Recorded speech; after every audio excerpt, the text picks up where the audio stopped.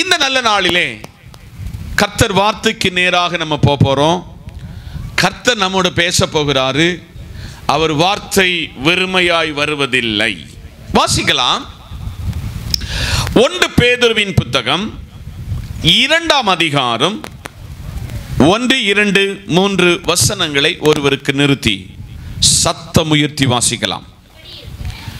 இப்படி இருக்க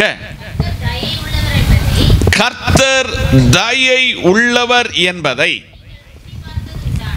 நீங்கள் ருசி பார்த்தது உண்டானால் சகல துர்க்குணத்தையும் சகலவித கபடத்தையும் வஞ்சகங்களையும் பொறாமைகளையும் சகலவித புறம் கூறுதலையும் ஆம் நீங்கள் வளரும்படிக்கு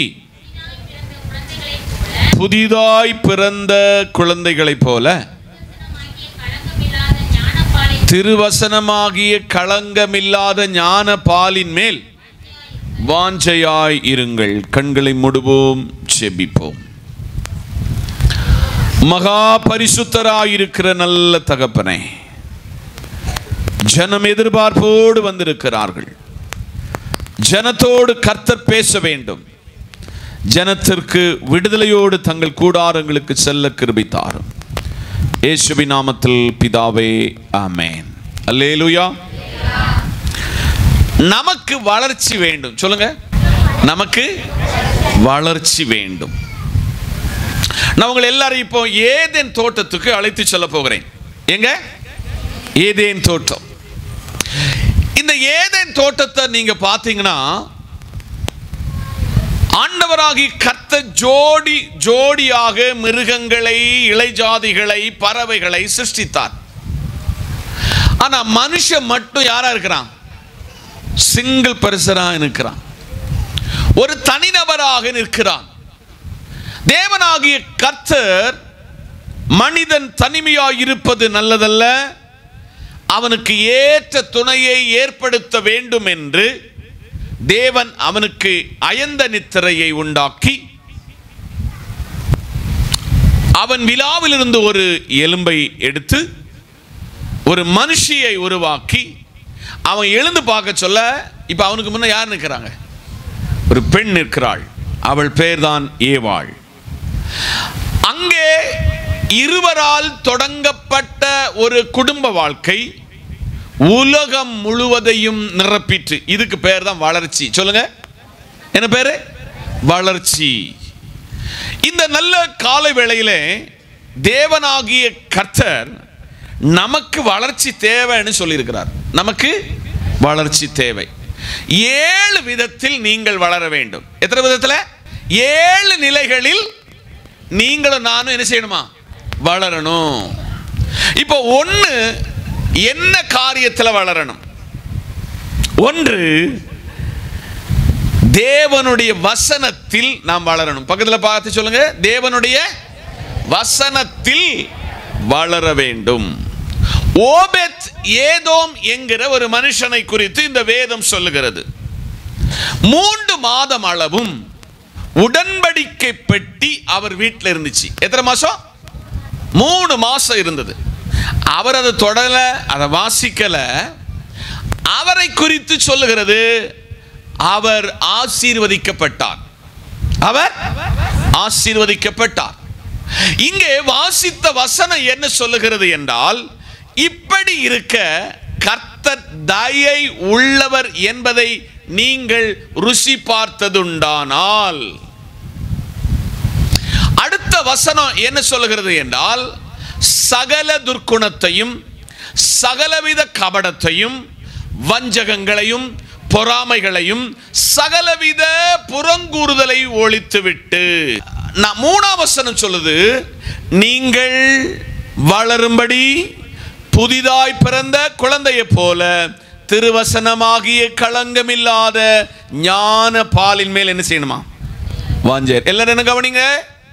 1, நீங்கள் வசனத்தில் வளர வேண்டும். வசனத்தில் வளரணும்னு சொன்னா, 1 வசனத்தை காதுள்ளவன் கேட்க வேண்டும். 2 கண்ணு நல்லா பிடிக்கும் அளவில் நல்லா இந்த தூரத்துல எல்லாம் வச்சு இப்படி வாசிக்க இருக்கிற காலத்தை விட்டு நார்மலா வாசிக்கத்தக்க ஆண்டவர் கண்ணுக்கு பார்வை கொடுக்கிற அளவில் நாம் எல்லாரும் இந்த திருவசனத்தை வாசித்து நம்முடைய இருதய பலகையில் எழுத வேண்டும். இருக்கிறீங்களா? இன்னைக்கு காலையில நீங்கள் வசனத்தில் வளரும் பொழுது என்ன செய்ய மாட்டீங்கன்னு அந்த 2ஆம் வசனத்தை மட்டும் எல்லாரும் திருப்பிக் கொள்ளுங்கள். ஒருவர் சத்தம் உயர்த்தி வாசிங்க. நீங்கள் சகல துர்க்குணத்தையும் சகலவித கபடத்தையும் வஞ்சகங்களையும் பொறாமைகளையும் சகலவித புறங்கூறுதலை ஒழித்துவிட்டு. வசனத்துல வளர்ந்துட்டீங்கன்னா இந்த 4 காரியம் செய்ய மாட்டீங்க. நம்ம செய்ய மாட்டோம். ஒன்று துர்க்குணம். என்ன குணம்? இந்த நல்ல காலையிலே. 2 என்னது? சகலவித கபடத்தை. வெளியில பாஸ்டர் ஆண்டவரே வாழட்டும் இந்த மனுஷனா, இதுக்கு பேர் தான் கபடம். உள்ள ஒண்ணு வச்சு வெளியே ஒண்ணு பேசு. அடுத்து வஞ்சகங்களை. என்னது? வஞ்சகங்களை. அடுத்து பொறாமைய. அடுத்தது இது மாறணும்னா ஒரே வழி, இதை வாசிச்சா போதும். இங்கதான் இருக்கிறீங்களா? இன்னைக்கு காலையில நீங்கள் புதிதாய் பிறந்த, சொல்லுங்க, இப்ப பிறந்த பிள்ளைக்கு நீங்க சிக்கன் மட்டன் கொடுப்பீங்களா? ஒரு ஆள் கொடுக்க மாட்டோம். அதுக்கு நல்ல டைஜஷன் ஆகுவதற்கு தாய்ப்பால் 1. 2 நீங்க கொடுக்கிற ஒருவேளை அது ஆட்டுப்பாலா இருக்கலாம், பசுவின் பாலாக இருக்கலாம், ஒருவேளை அமில்டினா இருக்கலாம், ஒருவேளை லாக்டோ ஒன்று உண்டே, அது பேர் என்ன? லாக்டோஜின், சர்லாக். இதெல்லாம் வயசுக்கு தகுந்த மாதத்துக்கு தகுந்து கொடுக்கப்படுகிறது போல நீங்கள் களங்கம் இல்லாத என்ன பால் இது? எந்த கலர்ப்பு சேராத இந்த ஞான பாலில் தேறி வளருவதற்கு கர்த்தர் வசனத்தில் நீங்கள் வளர வேண்டும். நீங்கள் வசனத்துல வளரணும். வசனத்துல வளர்ந்தீங்கன்னா ரொம்ப பேச மாட்டீங்க. வசனத்துல வளர்ந்துட்டீங்கன்னா வசனத்தின்படி வாழ்வீங்க.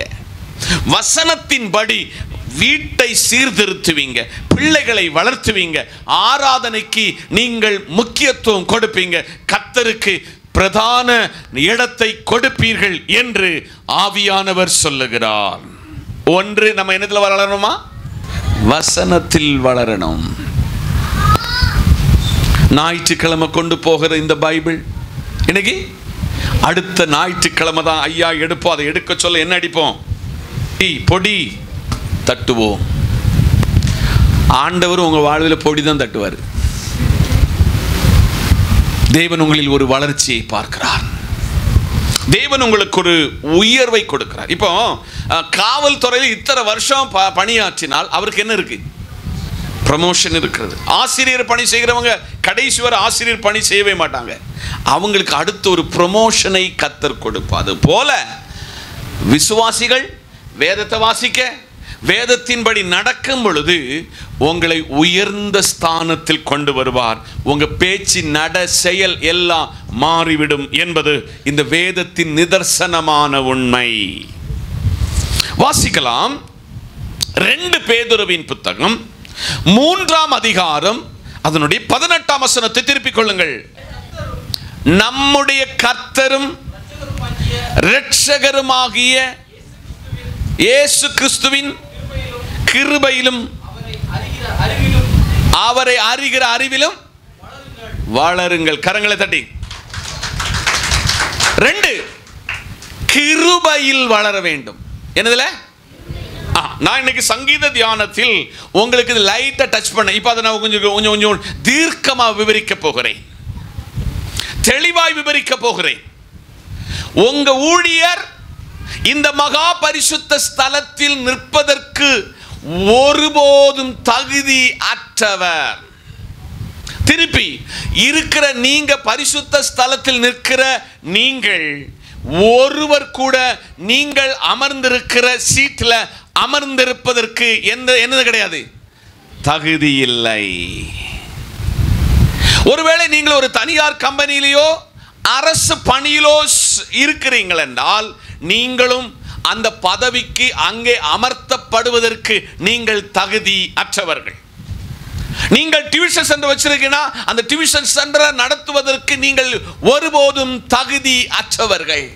அந்த தகுதி அற்ற இடத்துல உங்களை கொண்டு அந்த இடத்துல அழகு பார்த்து உங்களுக்கு மற்றவங்க முன்பதாக நீங்கள் அங்கீகரிக்கப்படுவதற்கு தகுதி இல்லாத இடத்தில் உங்களை தகுதிப்படுத்துவதற்கு பெயர்தான் கிருபை. கரங்களை தட்டி.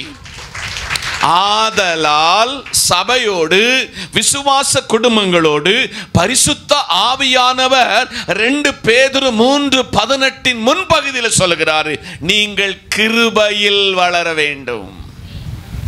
உங்களை ஊரார் பார்த்து சொல்லணும், இந்த மனுஷனா அட்ரஸே தெரியாதவன், 10 ரூபா கடன் கேட்பான், எந்த இடத்துல வளர்ச்சி இல்லை, இன்னைக்கு அவங்கிட்ட போய் நான் நின்று கைமாத்து வாங்கத்தக்க விதத்தில் அந்த மனுஷனை ஆண்டவர் ஆசீர்வதித்து அவன் கிருபையினால் வளர்ந்திருக்கிறான். ஒன்று நினைச்சு பாருங்க, நீங்க ரட்சிக்கப்படுவதற்கு முன்பு உங்க வாழ்க்கை எப்படி இருந்துச்சு? இந்த கர்த்தரை முழுமையாய் பற்றி கொண்டதற்கு பின்பு உங்க வாழ்க்கை எப்படி அங்கீகரிக்கப்பட்டது? அதற்கு பேர் தான் கிருபை. ஒரு நாள் நீ அங்கீகரிக்கப்படாதவனாய், ஒரு நாள் எல்லாராலும் புறக்கணிக்கப்பட்டவனாய், உங்களை பார்த்தவங்க பார்த்தும் வழி விலகி போன ஸ்தானத்தில் கிருபையாய் உங்களை அவர் தம்முடைய கையில வாங்கி உங்களை கனம் பண்ணி உங்களுக்கு ஒரு வேலையை தந்து உங்களுக்கு ஒரு அங்கீகாரத்தை தந்து உங்களுக்கு அழகையும் தந்து, என்னது அழகையும் தந்து ஊர் அங்கீகரிக்கப்பட கர்த்தர் உதவி செய்திருக்கிறார். மகனே மகளே, நீ எங்கெல்லாம் தகுதியற்று நின்றாயோ, நீ எங்கெல்லாம் வெட்கப்பட்டு நின்றாயோ, நீ எங்கெல்லாம் புறக்கணிக்கப்பட்டு நின்றாயோ, அந்த இடத்துல என் கிருபை உன்னை உயர்த்தி வச்சிச்சு. நீ எங்கெல்லாம் தகுதியற்றவனாய் இருந்தாயோ, நீ ஏற்ற தாழ்வு எங்கெல்லாம் பார்த்து நின்னாயோ, அந்த இடத்துல ஊரார் அறிய, சொல்லுங்க, குடும்பத்தார் அறிய, சபையார் அறிய உங்களை கிருபையாக வளர வச்சிருக்கிறாரு. அல்லேலூயா. நீ உங்களை பார்த்து கொஞ்சம் பேர் வணக்கம் போடுதாங்க தெரியுமா? உங்களை பார்த்து ஸ்தோத்திரம் சொல்லுதாங்க தெரியுமா? நீங்கள் இன்னைக்கு ரட்சிக்கப்படாதிருந்தால் இங்க வருகிற விசுவாசி உங்களுக்கு என்ன சொல்ல மாட்டாங்க? கர்த்தருக்கு ஸ்தோத்திரம்னு சொல்ல மாட்டாங்க, உங்களை விசாரிக்க மாட்டாங்க. இன்னைக்கு உங்களை விசாரித்து அழகு பார்த்து வைத்திருக்கிறார். சபையில் உங்களுக்கு எவ்வளவு கிரெடிட்டை கர்த்தர் கொடுத்திருக்கிறார் தெரியுமா? எவ்வளவு அங்கீகாரத்தை கொடுத்திருக்கிறார் தெரியுமா? உங்களுக்கு எல்லாருக்கும் சம உரிமை கொடுத்து இந்த திருச்சபை உங்களை கௌரவித்து வைத்திருக்கிறது. அதற்கு நீங்களும் நானும் தகுதியற்றவன் தகுதிப்படுத்தி வச்சிருக்கிறார். உங்க ஒவ்வொரு கையிலையும் இந்த மைக்கு கை மாறி வருகிறது தெரியுமா? உங்களுக்கு எல்லாருக்கும் ஒவ்வொரு பொறுப்புகள் தரப்படுகிறது தெரியுமா? உங்களை எல்லாரையும் சபை அங்கீகரிக்கிறது தெரியுமா? இதுக்கு பேர் ஐயா கிருபை. அல்லேலூயா. இதுக்கு பேர் தான் கிருபை. ஆதலால் நீங்கள் தேவ சமூகத்தில் நம்முடைய கர்த்தராயிருக்கிற இரட்சகராயிருக்கிற இயேசு கிறிஸ்துவின் கிருபையில வளரணும். அதே வசனத்துல வேறொரு காரியத்தை மறைச்சு வச்சிருக்கிறார் பாருங்க. அவரை அறிகிற அறிவிலும், என்னது? அவரை அறிகிற அறிவிலும் அவருக்கு இப்பொழுது என்னென்றைக்கும் மகிமை உண்டாவதாக. அறிவு வேணுமா? எந்த ஆக்ஸ்போர்ட் யூனிவர்சிட்டிக்கு போக வேண்டாம். கர்த்தருக்கு பயப்படுதலை ஞானத்தின் நீங்கள் நான் கர்த்தருடைய அறிகிற அறிவில நம்ம வளரணும். இன்னைக்கு உலகத்துல பல தெய்வங்கள் இருக்கு தெரியுமா? ஆனால் அந்த எல்லா தெய்வங்களிலும் அறிவில் சிறந்தவரும் ஞானத்தில் உயர்ந்தவரும் நமக்காக மரித்தவரும் நமக்காக உயிர்த்தெழுந்தவரும் நம்மை பரலோகத்திற்கு சேர்த்துக் கொள்ளுகிறவரும் ஆகிய சர்வ வல்லமையுள்ள ஆண்டவராகிய இயேசுவை போல அறிவுள்ளவர் உலகத்தில் ஒருவர் இல்லை. நாசாவினுடைய அறிவை காட்டிலும், நாசா 2 பேரை மேல விட்டுச்சு, நாசா 2 பேரை மேல விட்டுச்சு. ஆனா 2 பேர் இப்ப எங்க வர முடியல. அல்லேலூயா. ஆனால் அந்த அறிவை காட்டிலும் பெரிய அறிவுள்ள ஆண்டவர் நம்முடைய ஆண்டவர். இன்னைக்கு உங்களுக்கு அறிவு வேணுமா? கணவன்கிட்ட எப்படி பேசணும், மனைவி கிட்ட எப்படி பேசணும், பிள்ளைகள்கிட்ட எப்படி பேசணும், ஊழியக்காரர்கிட்ட எப்படி பேசணும், உங்க அட்மினிஸ்ட்ரேட்டிவ்ல நீங்க எப்படி உங்கள் வாழ்க்கையை கையாள வேண்டும் என்று அறிவு வேணுமா? அறிவு வேணும்னா வேற ஒண்ணுமே செய்ய வேண்டாம். கர்த்தரை அறிகிற அறிவில நீங்க வளர்ந்தா போதும். அறிவில் சிறந்தவர், ஞானிகளில் ஞானி, ஜெகஜோதிகளில் ஜெகஜோதியான இந்த கர்த்தரை அறிகிற அறிவு நமக்கு வரணும். ஒன்று, நீங்க வேதத்தை வாசிக்க சொல்ல அந்த அறிவு வரும்.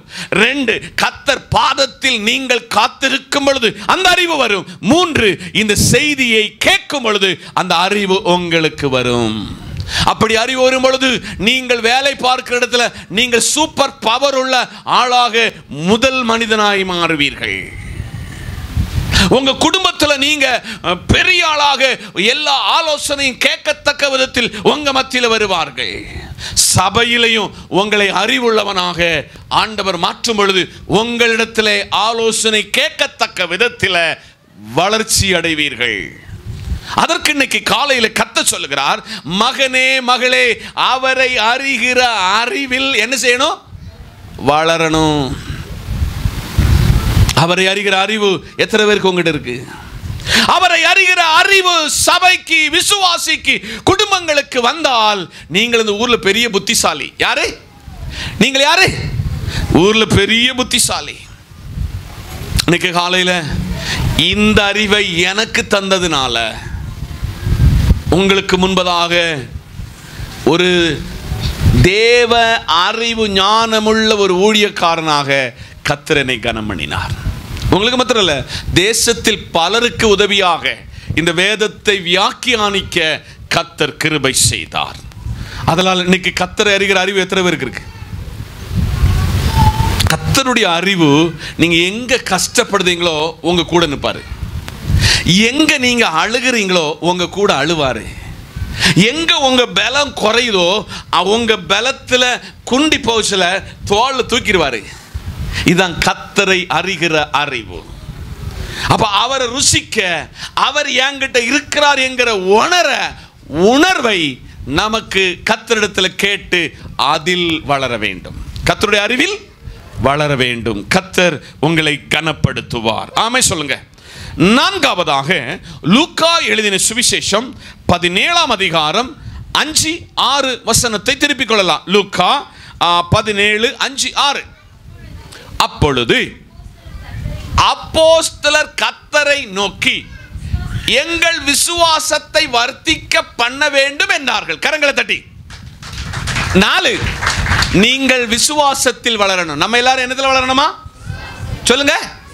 ஸ்தோத்திரம். நம்ம விசுவாசித்து ஜெபம் பண்ண சொல்லையே சொல்லிடுவது கிடைக்காது. நல்லா புரிஞ்சுக்கணும். அப்போஸ்தலர் எனக்கு ரொம்ப பிடிச்ச அந்த என்னை ரொம்ப கவர்ந்த ஒரு வசனமாகும். பழைய ஏற்பாட்டில் நீதிமொழிகளுக்கு எழுத சொல்ல இந்த ஞானிகளின் ஞானி சொல்லுகிறார், ஒருவன் ஞானத்தில் குறைவுள்ளவனாயிருந்தால் அவன் சம்பூர்ணமாய் கொடுக்கிற இடத்துல கேட்டு பெற்றுக்கொள்ள கடவன். ஆனா புதிய ஏற்பாட்டில் விசுவாசத்தை குறித்து அப்போஸ்தலர்கள் ஏசப்பாட்ட வராங்க. யார் வராங்க?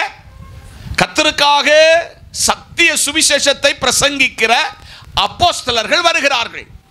அவர்கள் கர்த்தரை நோக்கி எங்கள் விசுவாசத்தை வர்த்திக்க பண்ண வேண்டியது எப்படின்னு கேட்டாங்க. ஆனால் அப்போஸ்தலர்கள் கர்த்தரிடத்தில் கேட்கிறார்கள், கர்த்தரை நோக்கி எங்களுக்கு விசுவாசத்தில் நாங்கள் என்ன செய்யணும்? வளரணும்.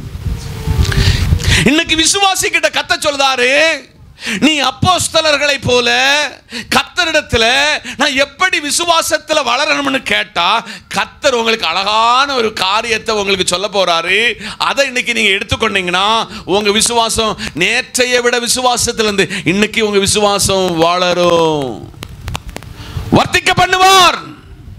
அதுக்கு அவர் சொன்ன பதில் 6ஆம் வசனத்தில் இருக்கு. வாசிங்க. 17, லூக்கா 17:6. அதற்கு கர்த்தர், கடுகு விதை அளவு உங்களுக்கு விசுவாசம் இருந்தால் நீங்கள் இந்த காட்டத்தி மரத்தை நோக்கி வேரோட பிடுங்கி கடலில் நடப்படுவாயாக என்று அது உங்களுக்கு கீழ்ப்படி. கரங்களை தட்டி.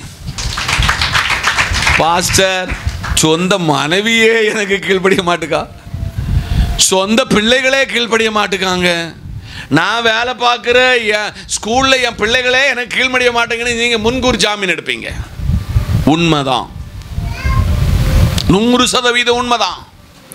ஆனால் இயேசு அப்போஸ்தலர்கள் தாங்கள் விசுவாசத்தில் வளருவதற்கு எப்படி வர்த்திக்க பண்ண வேண்டும் என்று கர்த்தரிடத்தில் கேட்ட பொழுது, இங்க இருக்கிற பெரும்பாலான பெண்கள் 99% பெண்களும் உங்களுக்கு கடுக எண்ணெய்க்கு பயன்படுத்துகிறவங்க. கடுகு எல்லா நாளும் எடுக்கிறது. ஆனா கடுகை வச்சு இவ்வளவு சொல்லி ஒரு காரியம் சொல்லுதாரு, கடுகு அளவு விசுவாசம் இருந்த போது. எத்தனை விசுவாசம்? அதனால வர்த்திக்க பண்ணணும்னு கேட்டதுக்கு அவர் கொடுத்த பதில், அப்போஸ்தலர்கள் நாங்கள் விசுவாசத்தில் வர்த்திக்க வேண்டும் என்று கேட்டதுக்கு ஏசப்பா சிம்பிள் அடிக்கிறாரு. கடுகு ஏற்றமும் சின்ன ஒரு ஆகாரத்துக்கு பயன்படுது. கடுகு ஒரு ஔஷதம். அந்த அளவு உனக்கு விசுவாசம் இருந்தால் காட்டத்தி மரத்தை பார்த்து எங்க போகணும்?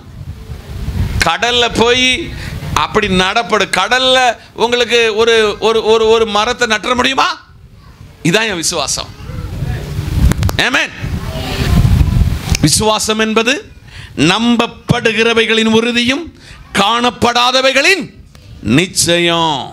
கையில ஒண்ணும் வரல, ஆனாலும் அதை எனக்கு தந்ததற்காய் ஸ்தோத்திரம். ஆதலால் இன்றைக்கு காலையில இந்த சத்தத்தை கவனிக்கிற சபையை பார்த்து கத்த சொல்லுகிறா, நீ என்னத்துல வளரணும் தெரியுமா? விசுவாசத்தில் வளரணும்.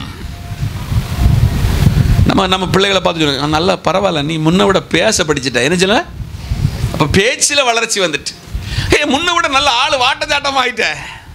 அப்போ பாடி ஸ்ட்ரக்சரில் வளர்ந்துட்டோம். முன்ன விட அழகு, சூப்பர், அழகுல வளர்ந்துட்டீங்க, ரொம்ப சந்தோஷம். உங்கள் ஆடை ஸ்ட்ரக்சரில் வளர்ந்துட்டீங்க, ரொம்ப சந்தோஷம். ஆனால் நீங்கள் வளர வேண்டியது என்னத்தில்? விசுவாசத்தில் வளரணும். விசுவாசத்தில் வளர்ந்த பரிசுத்தவான்களை நீங்கள் பின்னிட்டு பார்ப்பீர்கள் என்று சொன்னால் நமக்கு ஒரு பெரிய மாதிரியாகும். விசுவாசிகளுக்கு தகப்பனாகிய ஆபிரகாம் தடுமாற்றம் வந்தாலும் அவன் விசுவாசத்தை கடைசி வரை கற்றுக்கொண்டதுனால அவன் சந்ததிகள் விசுவாசத்தில் வளர்ந்தார்கள். இன்னைக்கு உங்களை பார்த்து உங்க பிள்ளைகள் என்ன செய்யணும்? விசுவாசத்தில் வளரணும். நான் சொல்லுவேன், எலியாவுக்கு மாத்திரம் சொந்தப்பட்ட காக்கை அல்ல, பிரசங்கிக்கிற எனக்கும் கேட்கிற உங்களுக்கும் உரியது அந்த காக்கா. ஆனா விசுவாசத்தை நீங்க வளர்ந்துட்டீங்கன்னா இது உங்க வாழ்வில் எல்லார் வாயிலிருந்தும் கேட்கப்படுவீங்க. ஆமென், ஸ்தோத்திரம். எபேசியர் 4ஆம் அதிகாரம் 11 முதல் 15 வரை நிறுத்தி ஒருவர் வாசிக்கலாமே? எபேசியர் 4ஆம் அதிகாரம் 11 15 வரை. மேலும் நாம் அனைவரும் தேவனுடைய குமாரனை பற்றும் விசுவாசத்திலும் அறிவிலும் ஒருமைப்பட்டவர்களாகி கிறிஸ்துவினுடைய நிறைவான வளர்ச்சியின் அளவுக்கு தக்கதாக பூர்ண புருஷராகும் வரைக்கும் பரிசுத்தவான்கள் சீர்ந்து பொருந்தும் பொருட்டு சுவிசேஷ ஊழியத்தின் வேலைக்காகவும் கிறிஸ்துவின் சரீரமாகிய சபையானது பக்தி விருத்தி அடைவதற்காகவும் அவர் சிலரை அப்போஸ்தலராகவும் சிலரை தீர்க்கதரிசிகளாகவும் சிலரை சுவிசேஷகராகவும் சிலரை மேய்ப்பராகவும் சிலரை போதகராகவும் ஏற்படுத்தின. கீழே நாம் இனி குழந்தையாயிராம மனுஷனுடைய சூதும் வஞ்சிக்கிறதற்கான தந்திரமுள்ள போதகமாகிய அடிபட்டு அலைகளாயிராமல் நல்ல கவனி அன்புடன் சத்தியத்தை கை கொண்டு சலையாகி கிறிஸ்துவை எல்லாவற்றிலையும் அப்படி செய்தார். கரங்களை தட்டி 4:11 எல்லாரும் உள்வாங்கணும். எல்லாரும் கொஞ்சம் கவனிக்கணும். மேலும் நாம் அனைவரும் தேவனுடைய குமாரனை பற்றும் விசுவாசம். குமாரனுடைய விசுவாசம் என்ன? உங்களுக்கு தெரியும், ஒரு ஒரு பேசிக்காக ஒரு திராட்சரசம், நல்ல பியூரான ஒரு திராட்சரசம் உருவாகுவதற்கு எடுத்துக்கொள்கிற நாள் 21 நாள். எத்தனை நாள்? எத்தனை நாள்? ஆனா கானாவூர் கல்யாண வீட்டில் இயேசுவும் அவருடைய தாயாகிய மரியாளும் சீசரும் போன வீட்டில் என்ன குறைஞ்சிச்சு? ஏசப்பா அவருடைய விசுவாசம் எப்படியோ மனத்தறிஞ்ச இந்த மரியாள் இயேசுவிடத்தில் போய் சொல்லுகிறாள், மகனே என்ன இல்லை. இயேசு அவரிடத்தில் சொன்னாலும் அவர் கிரியையை, விசுவாசத்தை சொன்னார். இப்போ போய் கச்சாடியை போய் சுத்தம் பண்ணுங்க, தண்ணியை மூண்டு ஊற்றுங்க, இப்போ பந்தி விசாரிப்புக்காரனை கொடுங்க, அது என்ன மாறும்? நீங்கள் உங்கள் விசுவாசம் எப்படி இருக்கு? இந்த குமாரனுடைய விசுவாசம் உங்களுக்கு இருக்கிறதா? இயேசு கப்பர்நகூமிலே தன்னுடைய ஊழியத்தை முடித்து போய்கொண்டு இருக்கும் பொழுது கடலும் காற்று என்ன செய்ச்சு? கொந்தளித்தது. ஏசப்பா கூட இருந்துட்டு அவன் சொன்னான், ஐயரே அழிந்து போகிறோம். இயேசு எழுந்தான், காற்றை என்ன செய்தாரு? விசுவாசத்தில் என்ன செய்தாரு? அதட்டினார். கடலை அமைதலாயிரு, இறையாதே. அந்த வார்த்தை கேட்ட மாத்திரம் அவருடைய விசுவாசத்துக்கு அது அடங்கி போனது. உங்க குடும்பத்துக்கு விரோதமாய், உங்க தொழிலுக்கு விரோதமாய், உங்க பிசினஸுக்கு விரோதமாய், உங்களோட ஆவிக்குரிய வாழ்க்கைக்கு விரோதமாய் சத்துருவான ஆய்ந்தடிக்கிறானா? நீங்க விசுவாசத்தை சொல்லுங்க, இயேசுவை நாமத்தினால நான் குமாரனை அறிகிற விசுவாசத்தை எனக்கு தந்திருக்கிறார். அந்த விசுவாசத்தில் நான் மேற்கொள்ளுவேன். நான் விசுவாசத்தில் வளர சொல்ல எனக்கு அவர் தந்திருக்கிற பொறுப்பு என்னன்னா, நான் ஊழியம் செய்யணும். என்ன செய்யணும்? எல்லாரும் என்ன செய்யணும்? ஊழியம் செய்யணும். ஒரு 5 கேட்டகரியில் ஊழியத்தை கர்த்தர் ஹேண்ட் ஓவர் பண்ணுதாரு. எத்தனை கேட்டகரி? 5 கேட்டகரி. அதை வாசிங்க. சிலரை அப்போஸ்தல ஊழியம். சபையே, நீங்க வந்து கைத்தட்டி ஆராதித்து போகிறது மத்தவல்ல ஊழியம், ஆராதனை. அந்த விசுவாசம் அப்படி அல்ல. நீங்கள் எல்லாரும் அப்போஸ்தலராய் மாறணும்.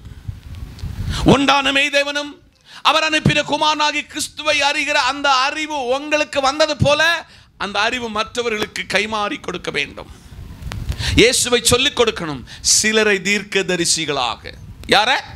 சிலரை சபையில் தீர்க்க தரிசன ஊழியம் உண்டாக வேண்டும். சிலரை சுவிசேஷகராக, ஆமென், சிலரை மேய்ப்பராக, சிலரை போதகராக கர்த்தர் ஏற்படுத்த விரும்புகிறார். கரங்களை தட்டி. அதுக்கு ஒண்ணே ஒண்ணு, நீங்க என்னத்துல வளரணும்? விசுவாசத்தில் வளரணும். அல்லேலூயா. 5ஆவதாக தானியேலின் புத்தகம் 6ஆம் அதிகாரம் 10ஆம் வசனம். தானியேல் 6:10. தானியேல் வென்றால் அந்த பத்திரத்துக்கு கையெழுத்து வைக்கப்பட்டது என்று அறிந்த பொழுதிலும் தன் வீட்டுக்குள்ளே போய் தன் மேலறையிலே எருசலேமுக்கு நேராக பல கனிகள் திறந்திருக்க தான் முன் செய்து வந்தபடியே தினம் 3 வேளையும் தன் தேவனுக்கு முன்பாக முழங்கால் படியிட்டு ஸ்தோத்திரம் செலுத்தினான். கரங்களை தட்டி. சபையே, 5ஆவது, நீங்க ஜெபத்தில் வளரணும். என்னத்தில் வளரணும்? ஜெபத்தில் வளரணும். நீங்க பைபிள் யாரெல்லாம் வாசிக்கிறீங்கன்னு தெரியணும்னா நீங்க வாசிக்கிற வசனத்தை வச்சு கண்டுபிடிக்கலாம்.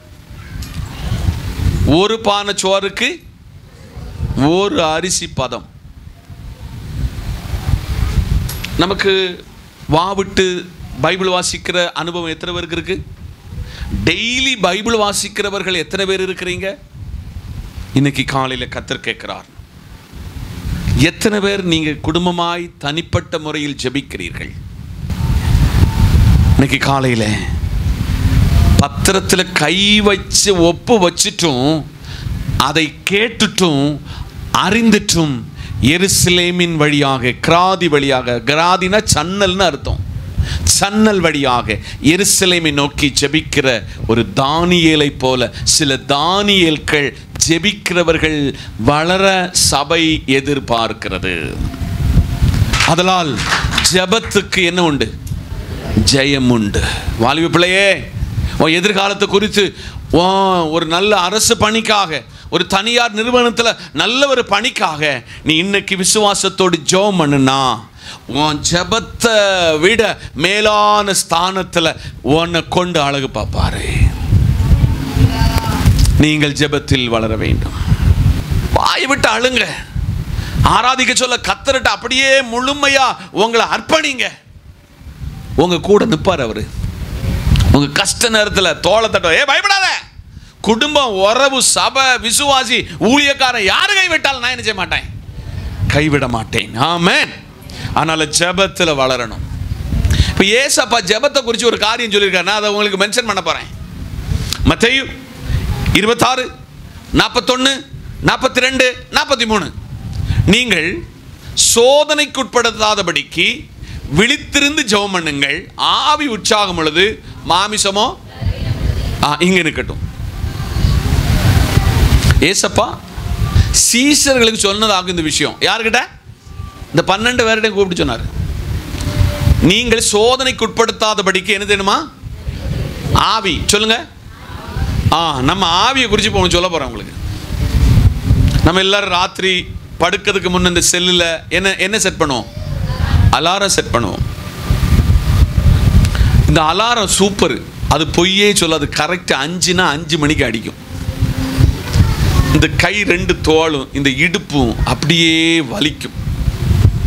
அப்போ பார்த்து தூக்கம் அப்படி சொகத்துக்குள்ள அந்த ஃபேன் காற்றுக்கும் ஏசி காற்றுக்கும் என்னத்தில் இழுத்து மூடுவோம்? பெட்ஷீட்டை இழுத்து மூடுவோம். சீசர் எடுத்து சொன்னது போல் இன்னைக்கு உங்ககிட்ட சொல்லுதாரு, உங்க எல்லாருடைய ஆவி என்னது? சொல்லுங்க. ஆவி உச்ச பாஸ்டர், இன்னைக்கு யாரு வந்தாலும் வராட்டி 8:25 வருவோம்னு நேற்றுக்கு சொல்லிட்டு போனவங்களாகும். எத்தனை மணிக்கு? நேற்றுக்கு வீட்டு கூட்டத்தில் சொல்லிட்டு போனவங்க அப்படி நொழிஞ்சு ஒளிஞ்சு இதுக்குள்ள வந்தவங்க உண்டு. பேர் சொல்லணுமா? சொல்ல மாட்டேன், சொல்லவே மாட்டேன். அல்லேலூயா, அல்லேலூயா. இன்னைக்கு காலையில இந்த சரீரம் இருக்கிறது வர அதுக்கு என்னது இருக்கு? சோர்வு இருக்கு. நீங்க சோதனைக்கு உட்படாதபடிக்கு விழித்திருந்து ஜெபம் பண்ணுங்க. ஆவி உற்சாகம் உள்ளது, மாமிசமோ? ராஜம் பாஸ்டர் உட்படதான் இந்த பிரசங்கம். இவர் இதுல விதிவிலக்கு இல்லை. காரணம், இந்த விரல் சூண்ட சொல்ல 4 விரலை எங்க சூண்டுது? இவருக்கு நேராய் சூண்டுகிறது. ஆதலால் சபையே, விசுவாச குடும்பமே, சீசர்கிட்ட சொன்ன மாதிரி உங்க பக்கத்துல வந்து சொல்றாரு, ராஜன் உன் ஆவி ரொம்ப உற்சாகம் உள்ளதுடா, ஆனா உன் மாமிசம் பலவீனம் உள்ளது. அடுத்து கீழே 42. அவர் மறுபடியும் 2 போய், பிதாவே பாத்திரத்தில் நான் பானம் பண்ணால் ஒழிய இது என்னை விட்டு நீங்க கூடதாகில் உம்முடைய சித்தத்தின்படி ஆக கிடது என்று ஜெபம் பண்ணி 43. அவர் திரும்ப வரும் பொழுது மறுபடியும் கரங்களை தட்டி கண்கள் மிகுந்த நித்திர மயக்கம். நல்லா புரிஞ்சுக்காங்க. எவ்வளவுக்கு எவ்வளவு தூங்குதீங்களோ அவ்வளவுக்கு அவ்வளவு உங்க வீட்டில் என்ன வருது? தரித்திரம். இங்கதான் இருக்கிறீங்களா? தூக்கத்துக்கு ஒரு டைம் வச்சுக்காங்க. ஒரு நல்ல ஹெல்த்தி பாடி ஒரு 7 மணி நேரம் தூங்கினா போதும். எத்தனை மணி நேரம்?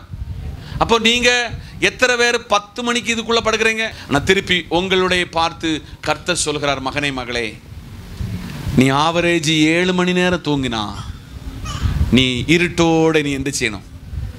எழுந்திருக்க வேண்டும். இயேசு எவ்வளவு கஷ்டப்பட்டார் தெரியுமா?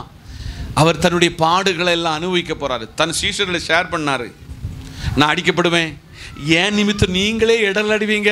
அடுத்து வேற சூப்பரான ஒரு காரியம் சொன்னாரு, என்ன நீங்க தள்ளி சொல்லுவீங்க, என்ன நீங்க காட்டி கொடுப்பீங்க. நீங்க இதெல்லாம் இல்லாம நல்ல சுபாவம் உள்ளவனாக நீ மாறணும்னா நீ விழித்திருந்து ஜெபம் பண்ணணும். ஜெபிக்கிறவனை எந்த ஒரு சக்தியும் மேற்கொள்ளாது. சொல்லுங்க, ஜெபிக்கிறவனை எந்த ஒரு வல்லமையும் மேற்கொள்ளாது. அதனால நீங்க சாப்பிட மறந்தாலும் என்ன மறக்கக்கூடாது? ஜெபம் பண்ண மறக்கக்கூடாது. ஜெபிக்கிறவனுடைய முகம் தெரியும். ஜெபிக்கிறவனுடைய முகம் தெரியும். இந்த காலையில் கர்த்தர் சொல்றார், என் சபை மக்கள் விசுவாசிகள் என்ன செய்யணுமா? ஜெபத்தில் வளர வேண்டும். உங்களுக்கு இந்த லிஸ்ட் அல்லாமல நீங்க தானாகவே ஒவ்வொரு நாள் இங்க வரணும். அதுதான் உங்க ஜெபத்தினுடைய வளர்ச்சியினுடைய பங்கு. 3 கிலோமீட்டர் ஒரு பஸ் ஏறி போனாதான் எனக்கு ஆராதனைக்கு போக முடியும். மழை காலத்தில் இன்னைக்கு நிறைஞ்ச இடத்துல சொல்றேன், எங்க அம்மா எல்லாம் இடுப்பையும் கட்டி கொங்காணியும் கட்டி தேவாலயத்துக்கு போய் ஒரு சைடில் இந்த இடுப்பையும் இருக்கிற பிளாஸ்டிக்கையும் அவிழ்த்து கொங்காணியும் அவிழ்த்து ஓரிடத்துல வைச்சு ஆராதித்த சந்ததிகள் ஆசீர்வதிக்கப்பட்டிருக்கிறது. சபையே, காலெட்டும் தூரத்தில் சபை இருந்தோ இந்த சபைக்கும் உங்களுக்கும் எத்தனை நாள் தொடர்பு இருக்கிறது? எத்தனை நாள் உங்களுக்கு சபையோடு உறவு இருக்கிறது, ஜெபம் இருக்கிறது? ஜெபத்தில் நீ வளர்ந்தால் உன்னை தூணாய் நிறுத்தி நீ பேசுகிறவங்களை கர்த்தருக்குள் ஆதாயப்படுத்த முடியும் என்பதை ஆவியானவர் உரைக்கிறார். கரங்களை தட்டி எபேசியர் 4:11 நீங்க வாசித்த வசனம் தான், திருப்பி வாசிங்க. எபேசியர் 4:11. மேலும் நாம் அனைவரும் தேவனுடைய குமாரனை பற்றும் விசுவாசத்திலும் அறிவிலும் ஒருமைப்பட்டவர்களாய் கிறிஸ்துவினுடைய நிறைவான வளர்ச்சியின் அளவுக்கு தக்க கரங்களை தட்டி. கிறிஸ்துவினுடைய நிறைவு சொல்லுங்க. என்னது? கிறிஸ்துவினுடைய நிறைவில் நீங்கள் வளரணும். கிறிஸ்துவினுடைய நிறைவு என்ன? பிதா என்னதெல்லாம் சொன்னாரோ, பிதா என்னதெல்லாம் சொன்னாரோ அதை ஒண்ணு விடாம, என்ன விடாம? ஒண்ணு விடாம. பைபிள் ஒரு வசனம் சொல்லுது, ஒருவன் ஜலத்தினாலும் ஆவியினாலும் பிறவாவிட்டால் பரலோக ராஜ்யத்துக்கு போக மாட்டான். அப்போ அவர் போய் ஸ்நாபக யோவாங்கிட்ட என்ன வாங்குதாரு? ஞானஸ்தானம். அடுத்து அவருடைய நிறைவு என்னன்னா, சிலுவையின் முடிவு பரியந்தமும் ஒருவருடைய சித்தத்துக்கு தன்னை நிறைவான பாத்திரமாக மாற்றுவதற்கு சிலுவையில் கடைசி சொல்லுதா, ஃபினிஷ்டு, முடிந்தது. என்னது? இதுதான் என் நிறைவு. ஏசப்பா இந்த பூமியில் உங்களுக்கு என்னதெல்லாம் செய்யாம போனாரு? ஒன்றும் இல்லை, எல்லாம் செய்துட்டு போயிருக்கிறார். முடிந்தது என்று சொன்னவர் ஒரே ஒருவர், அதுதான் நஸ்ரத்தில் வளர்ந்தவரும் பெத்லகேமில் பிறந்தவரும். இன்னைக்கு காலையில் கர்த்தர் சொல்கிறாரு, நீ கிறிஸ்துவினுடைய நிறைவில் என்ன செய்யணும்? வளரணும். கிறிஸ்துவினுடைய நிறைவு. அல்லேலூயா. ஒரு ராத்திரில 5 இடத்துல இவரை கூட்டிட்டு போறாங்க. எங்கெல்லாம்? ஹன்னா விட்ட கொண்டு போறாங்க, ஹாய்பா விட்ட கொண்டு போறாங்க, பிலாத்து கிட்ட கொண்டு போறாங்க, ஏரோது கிட்ட கொண்டு போறாங்க, சன்னத்திரிய சங்கத்துக்குள்ள கொண்டு போறாங்க. அங்க கொண்டு போயும் மௌனமாய் நின்றார். ஒட்ட ஒரு கொஸ்டினுக்கு அவர் ஆன்சர் பண்ணினார். என்னதுக்கு அவர் ஆன்சர் பண்ணார் சொல்லுங்க? யூதருடைய ராஜாவா? ஆம், நீ சொல்லுகிறபடியே நான் யூதருடைய ராஜா, ராஜாதி ராஜாவாய் அவர் வரப்போகிறார். அதனால கிறிஸ்துவினுடைய நிறைவான வளர்ச்சிக்கு சபை வளர்ந்துட்டுனா உங்களை இந்த இடத்துல இருந்து என்ன செய்ய முடியாது? அசைக்க முடியாது. ஃபெவிக்விக்கினுடைய ஒரு குணம் என்ன தெரியுமா? நீங்க ஒன்றை ஒட்டி அங்கே வச்சுட்டு உங்க விரலை கூட என்ன செய்ய முடியாது? எடுக்க முடியாது. இன்னைக்கு கர்த்தர் சொல்லுகிறாரு, நீ கிறிஸ்துவினுடைய நிறைவு வரும் மட்டும் நீ தேவ சமூகத்தில் நீ தள்ளாடுவா, சாஞ்சாடுவா. நீ அங்கிட்டு காத்தடிச்சா அங்கிட்டு அடிப்ப, இங்கிட்டு காத்தடிச்சா இங்கிட்டு இருப்ப. நீ நாணலை போல மாறுவாய். ஆனா நிறைவு வந்துட்டுனா, யோனாவின் குமாரனே, நீ இவர்களில் அதிகமாய் என்னை நீ நேசிக்கிறாய் என்று பேதுருவிடத்துல உயிர்த்தெழுந்த வந்த இயேசு கேட்ட பொழுது அவன் சொல்லுகிறான், ஆம் ஆண்டவரே, ஆம் கர்த்தாவே என்று சொல்லி 3வது கேட்ட பொழுது அவன் அழுதி சொல்லுகிறான், நான் ஒரு நாளிலே உம்மை விட்டு தூரம் போனது உண்மை, தள்ளி சொன்னது உண்மை, சபிச்சது உண்மை, சாபம் போட்டது உண்மை. ஆனா இப்போ நான் அப்படி இல்லை ஆண்டவரே, உங்களுக்கு ஒரு நிறைவான வளர்ச்சியில வந்திருக்கிறேன். ஒற்றை பிரசங்கத்தில் 3000, ஒற்றை பிரசங்கத்தில் 5000 பேரை அவன் கர்த்தருக்கென்று ஆதாயப்படுத்தினான். அவன் கிறிஸ்துவினுடைய நிறைவில் வளர்ந்தான். நீங்க எங்க வளர்ந்திருக்கிறீங்க? குற்றம் கண்டுபிடிக்க வாரீங்களா? குறை சொல்ல வாரீங்களா? இது ஒன்றும் சரியில்லைன்னு சொல்லி வாரீங்களா?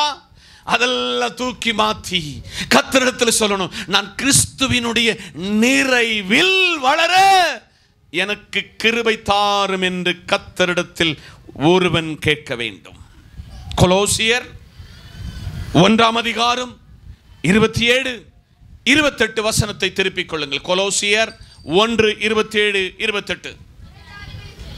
புறஜாதிகளுக்குள்ளே விளங்கின இந்த ரகசியத்தில் உள்ள மகிமையின் ஐஸ்வர்யம் இன்னதென்று தேவன் தம்முடைய பரிசுத்தவான்களுக்கு தெரியப்படுத்தும் சித்தமானார். கிறிஸ்துவானவர் மகிமையின் நம்பிக்கையாக அந்த ரகசியம். அடுத்த வசனம் கூட, எந்த மனுஷனையும் கிறிஸ்து இயேசுவுக்குள் தேறினவனாக நிறுத்தும்படிக்கு அவரையே நாங்கள் அறிவித்து எந்த மனுஷனுக்கும் எல்லா ஞானத்தோடும், கரங்களை, உங்க வேலை கிறிஸ்துவுக்குள்ள நீங்க வளர்ந்தீங்கன்னா எல்லாருக்கும் நீங்க என்ன செய்வீங்க? ஹலோ, எல்லாருக்கும் என்ன செய்வீங்க? புத்தி சொல்வீங்க. நீங்க நல்ல ஆண்டவரோடு நடந்தா உங்க வாய் சும்மா கிடக்காது.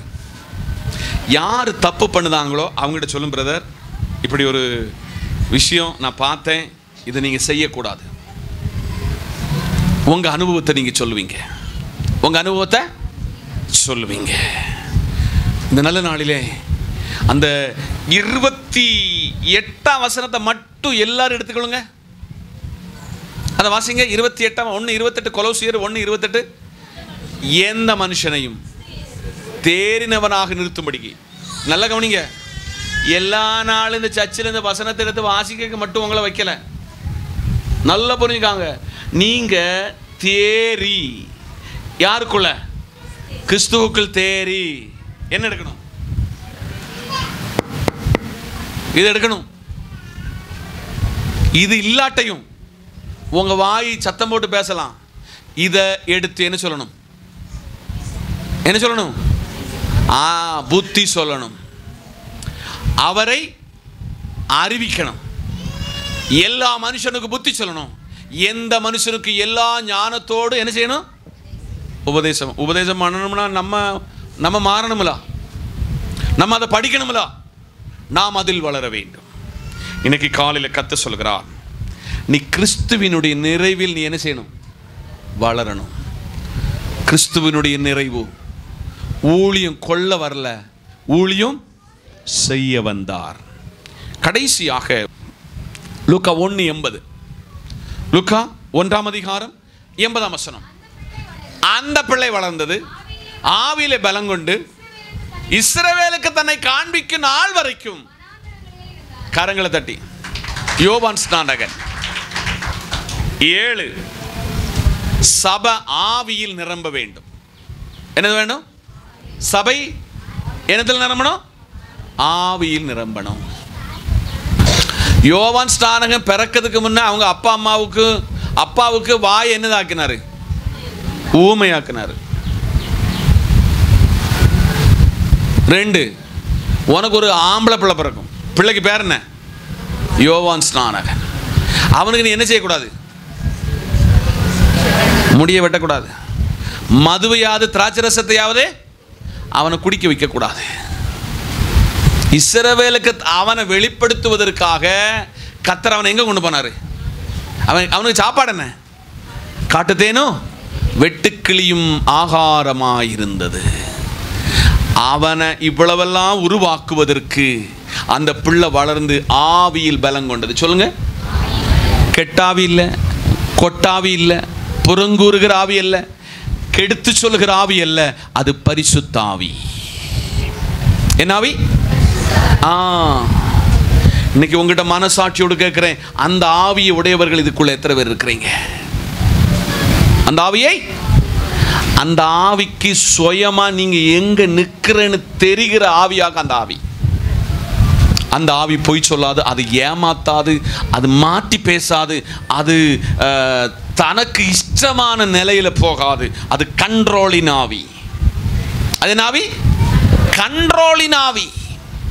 அந்த கண்ட்ரோலின் ஆவி ஒருவனுக்கு இருந்தா வாய் ரொம்ப பேச மாட்டான், வாயாடியா மாற மாட்டாள். அந்த ஆவி நிதானித்து புத்தியாய் அது எல்லா நிலைகளிலும் இருந்து கொள்ளும். இன்னைக்கு அந்த ஆவி சபைக்கு மட்டும் வந்து போகுது, எங்க வாழ்க்கையில் இல்லை, சபைக்கு மட்டும் வந்து போகுது. அது ஞாயிற்றுக்கிழமை வரும், முடிஞ்ச வெள்ளிக்கிழமை தான் இருக்கும். ஆனா நான் சொல்லுகிற ஆவி எல்லா நாளும் உங்க கூட இருக்கும். ஆமென்.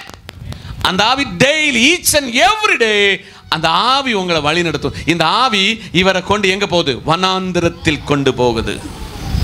அவரை பக்குவப்படுத்துகிறது. அவரை பக்குவப்படுத்த எதுக்கு தெரியுமா? இயேசுவுக்கே ஞானஸ்தானம் கொடுக்க, இயேசுவுக்கே ஞானஸ்தானம் கொடுக்க அந்த ஆவி அவரை கொண்டு போனது. காட்டுத்தேனும் வெட்டுக்கிளியும் சாப்பிட்டு கர்த்தருக்கு ஒருவன் மறைந்திருக்கும் பொழுது யோர்தானுக்கு மறைந்திருக்கிறவனை கொண்டு போய் நிறுத்தி எனக்கு ஞானஸ்தானம் தான். ஆமே.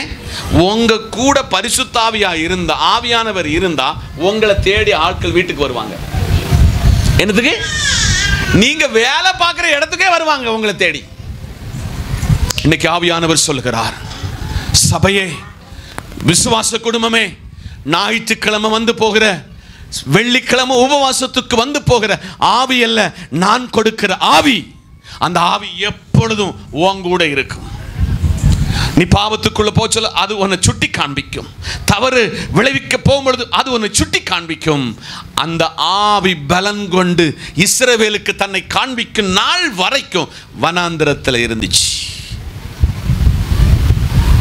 கழுகு தன் ஒரு காலமாகும் பொழுது தன்னுடைய வாயை வச்ச ஒவ்வொரு சிறகுகளை என்ன செய்யும்? கொத்தி கொத்தி எடுத்து தூர எரியும். அது அமர்ந்து கொள்ளும். ஒரு காலம் வரை யாருக்கு தன்னை வெளிப்படுத்தாது.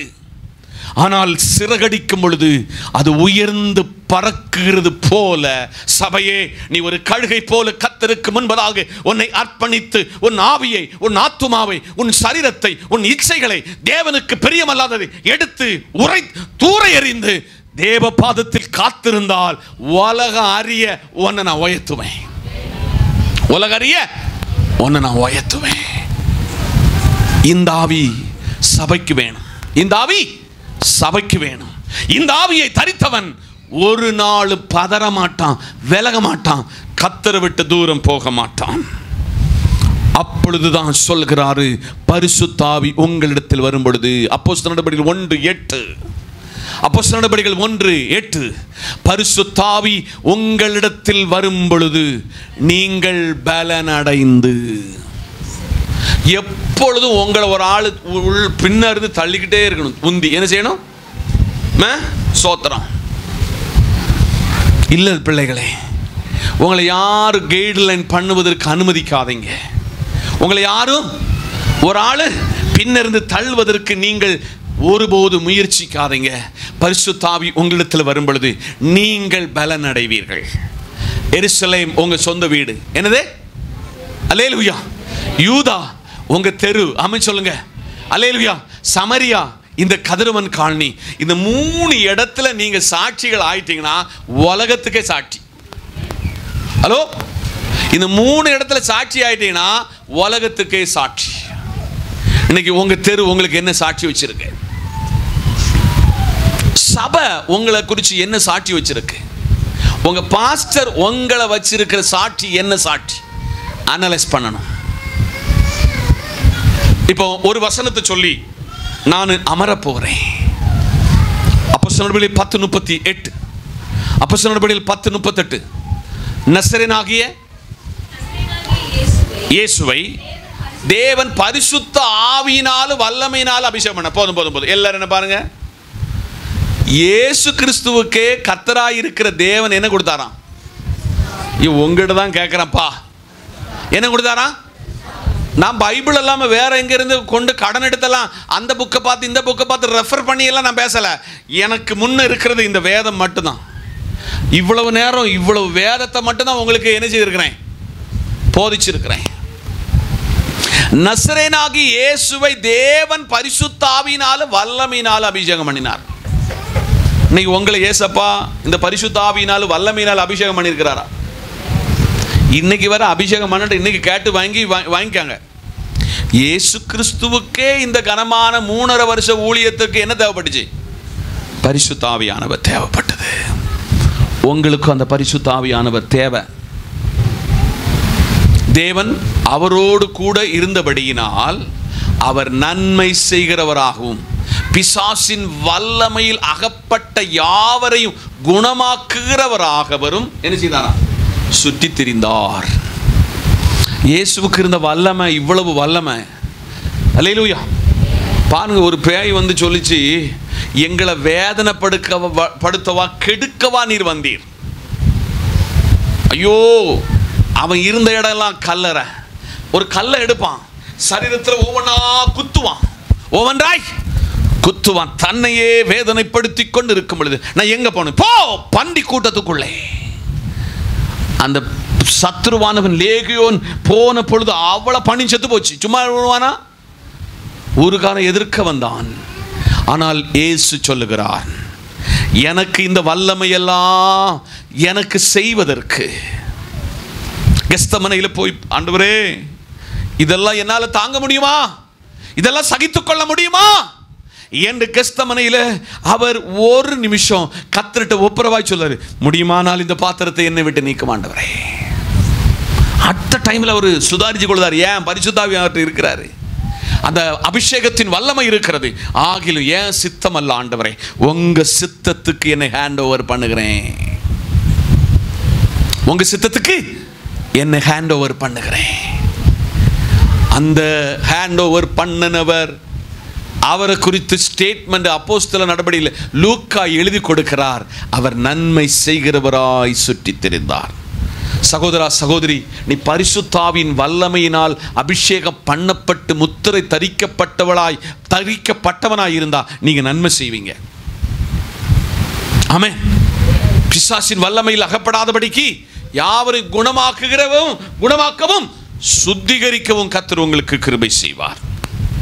அதனால் இன்னைக்கு காலையில நமக்கு வளர்ச்சி வேண்டும். நமக்கு வளர்ச்சி வேண்டும். ஒன்று, நாம் வசனத்தில் வளர வேண்டும்.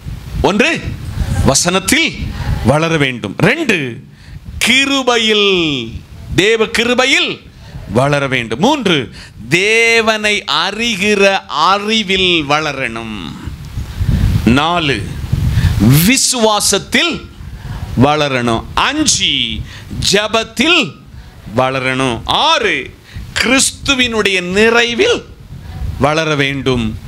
7, கிறிஸ்துவின் பரிசுத்த ஆவியில் வளர வேண்டும். அப்படி வளர்ந்து பெருகி கர்த்தருக்கு சாட்சியாய் வாழ்வதற்கு கர்த்தர் உங்களுக்கு கிருபை தருவார் என்று மனமார உங்களை வாழ்த்தி கர்த்தருடைய வசனத்துக்கு கீழாக சரணடைகிறேன்.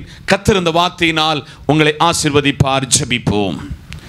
நேசிக்கிற நல்ல ஆண்டவரே, நல்ல வார்த்தையை அனுப்பினீர். நாங்கள் எந்த பகுதியிலெல்லாம் வளரணும் என்று ஆவியானவர் எங்களுக்கு திருவுள்ளம் பற்றினீர். இந்த வார்த்தையின்படி நாங்கள் வளரட்டும். கிறிஸ்துவை அறிகிற அறிவிலே நாங்கள் வளர கர்த்தர் கிருபை தாரும். இப்பொழுது பிரிகிறோம். நேசக்கரம் எங்களோடு இருக்கட்டும். இயேசுவின் நாமத்தில் ஜெபிக்கிறோம் எங்கள் நல்ல பிதாவே, ஆமேன்.